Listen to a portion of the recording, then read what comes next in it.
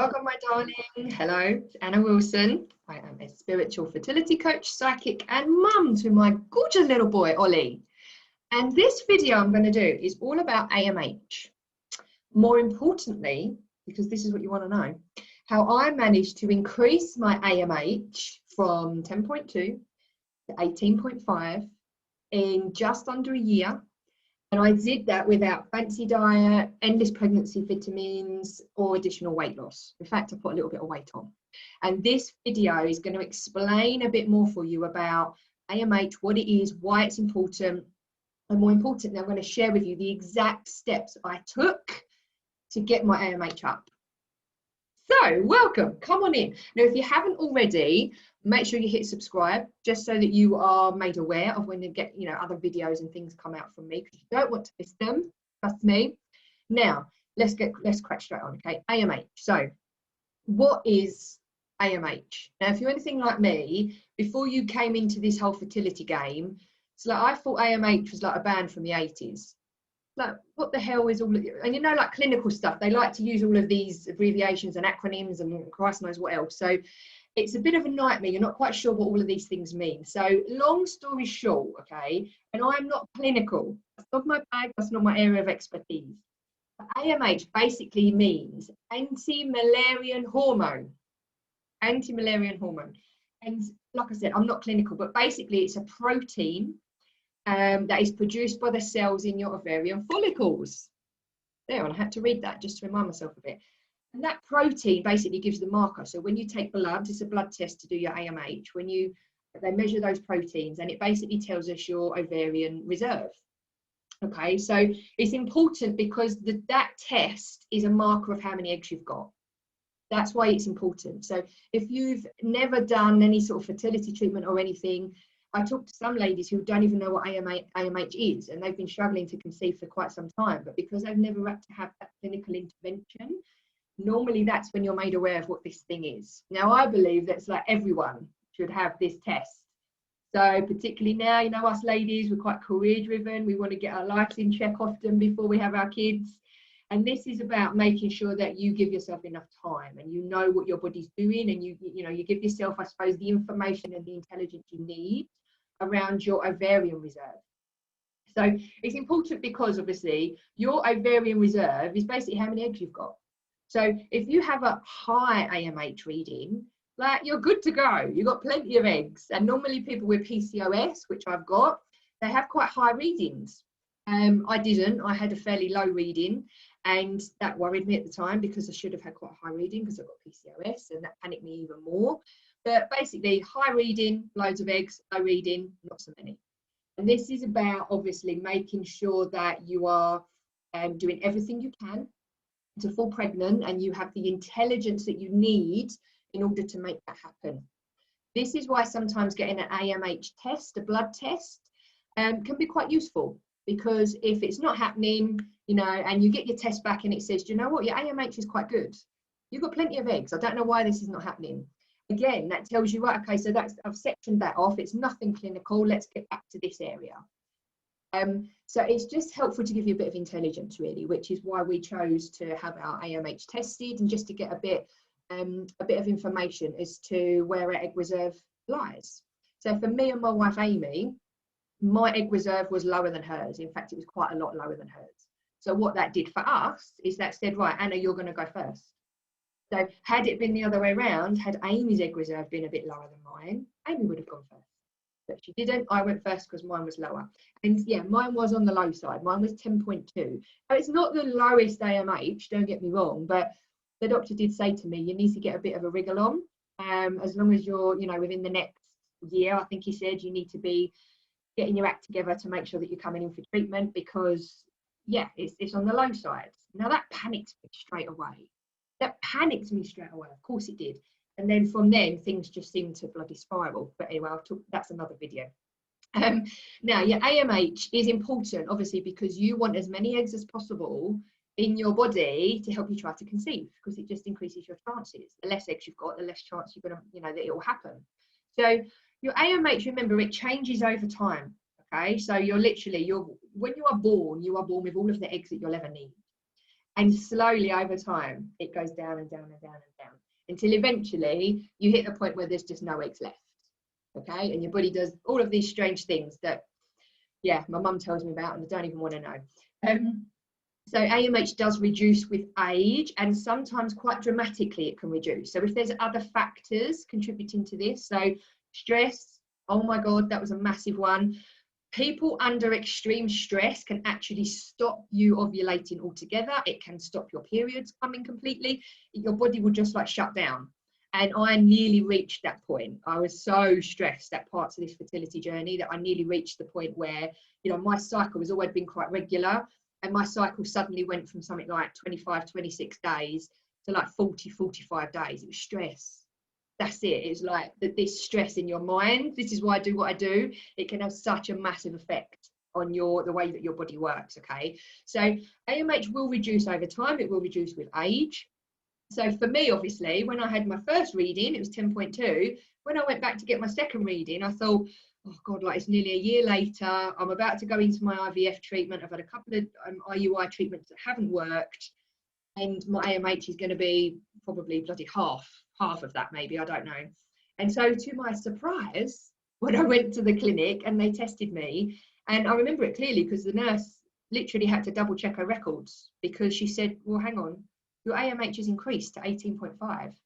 She was like, that's a big increase. What have you been doing? That's what I'm going to share with you in this in this video. Now, can you improve and increase your AMH? Yes.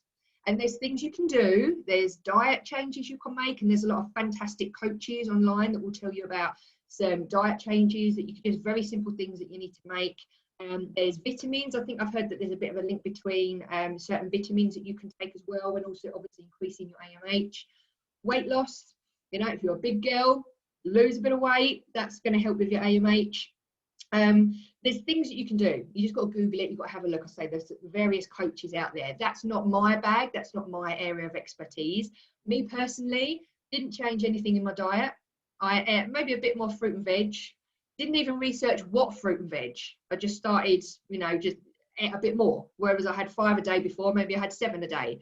Just started eating a bit more, you know, fresh, better, earthy type foods. I didn't lose any weight. In fact, I put a bit on. So, hello, PCOS, that's what happens. Your weight fluctuates. So for me, weight loss wasn't a thing. I've always been, you know, quite a big girl. That's just how I am. Vitamins, I didn't take any additional vitamins to you know, what I was taking. I changed nothing between really the point of the reading of 10.2 to 18.5 in less than a year. I changed nothing other than this, my mind, my mindset. How did I increase mine? I'm pretty confident that my AMH going up by that much was all down to one thing, and that was working on my mindset. By working on my mindset, I reduced my stress, I improved my energy, I felt calmer, I felt more optimistic. I moved from that energy of fear into an energy of faith. I was chilled. I was like, oh, I am ready for my IVF. I was so a different person from getting that first result of 10.2 when it just sent me completely loopy, thinking, oh my God, I've got a low AMH. And I had everything on point up here. So that for me was the biggest change, worked on my mindset and my energy. How did I do it? Okay, this is what I did. First thing I did, I meditated every single day. Every single day. I started with just basic meditations, just a bit of music playing. Meditation doesn't always have to be you just sit down, close your eyes, do the whole pose thing. No, you can chuck on a bit of meditation music. You can go for a walk as long as you're out in nature. Just make space to calm your mind every single day. When I started, I did that 3 times a day. So I did that first thing in the morning, lunchtime, and before I went to bed. It was hard to keep that up because that's quite a lot of meditating, but just find that space for your mind every single day, okay, to find that calm, peaceful energy. And I worked on the 3 F's. First one, fear. I worked on my fears. What fears were driving me in my mind at that point in my journey? I'd had 2 failed treatments by this point. My AMH was there rumbling away in the background thinking, oh my God, every day it's decreasing. What am I going to do? My fears were there at the front of my mind. I needed to do something with them. All those worries about, is this ever going to happen? Am I ever going to be a mum? Am I too old? My AMH is decreasing every single day. It weren't too good to start with. And now a year down the line, I'm going to try IVF. What the hell is it now? They were all fears that were playing on my mind. I had to get a grip on them. I had to understand them. I had to know where they were coming from. I had to lift the hood to get underneath those feelings and manage those fears. First thing I did. Second thing, fuck ups. We are so good at being really awful to ourselves when something doesn't go right. So when I did something wrong, so for example, I blamed myself that I had a low AMH. How is that? How can I blame myself for that? But I did. I blamed myself. I was like, your body's not up for the job. You're never going to be a mum. This is never going to happen. Like, you should have all the eggs you need. You've left it too late, blah, blah, blah. All of these things are running through my mind. Every single time there was an opportunity to blame myself or have guilt towards myself for something, I took it.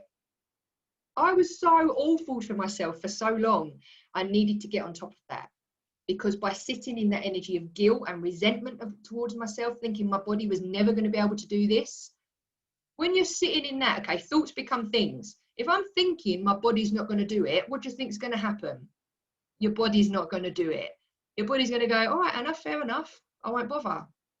So all of the fuck ups, all of the things that I had done over this journey to blame myself for where I was, I had to get rid of them. I had to work on those. Again, it's all part of working on these mindset and these fears. Stop blaming yourself for the mistakes that you might have made. Stop seeing them as mistakes. Actually, there's probably a load of lessons in there that you could be learning. But focus on the fuck ups. Focus on the stuff that you're harboring all of this guilt and resentment around. Any mistakes that you might have made. Focus on them. And the third one, faith. By doing that work and using the meditation to really calm my mind and calm my energy, I moved into faith. Rather than thinking what could go wrong, I started thinking about what could go right. Rather than worrying about all the stuff I couldn't control, my AMH being one of them. It's like, I'm just going to show up as the best version of me. All right. I'm going to work on my mind. I'm going to work on my energy. I'm going to eat the right stuff. I'm going to take the vitamins that you want me to take. I was doing all of that anyway, but I hadn't worked on this yet. That was the game changer. That is what got me from 10.2 to 18.5. And they had to adjust my treatment plan. When I went into my IVF treatment, they was obviously thinking, well, her AMH was 10.2 a year ago. It's going to be less now, so we're going to dose her around here. No, they had to change my treatment plan because my AMH obviously had gone up. So my body had almost started producing more eggs. So it can happen. You can change and increase your AMH. I did it. Like I said, the nurse was looking at her screen thinking, what the hell has she been doing? Like, what's going on? You can do it. And for me, the biggest game changer was working on this, on my mindset. By working on your mind, dealing with those fears and all of those things that are under the surface, getting a grip on your emotional state, making sure that your fears aren't running the show, using meditation to help calm your mind, move you into that optimistic energy, game changer.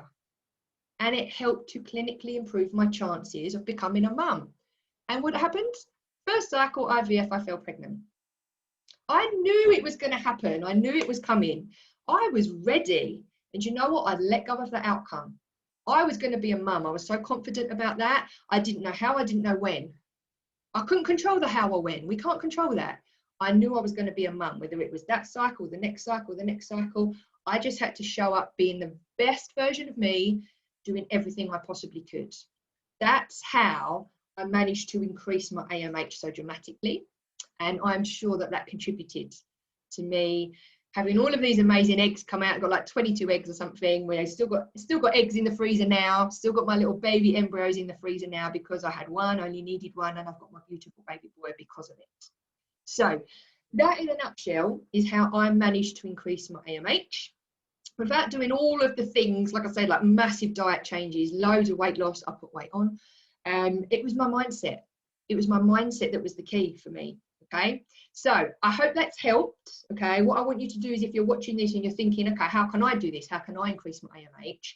Rewind this video and focus on those 3 things. Focus on the fears that are coming up for you. What are you blaming yourself for? What are you feeling guilty about at the moment? Is it your mind that is actually controlling this? Is it your mind that is going to be the game changer for you, like it was for me? And move into that energy of faith. And if you want more information as to how you can do that, I am offering at the moment a little mini meditation bundle. So I'm going to give you some guided meditations to help you overcome some of these fears and things that are going on, clear that crappy energy that we're holding on to.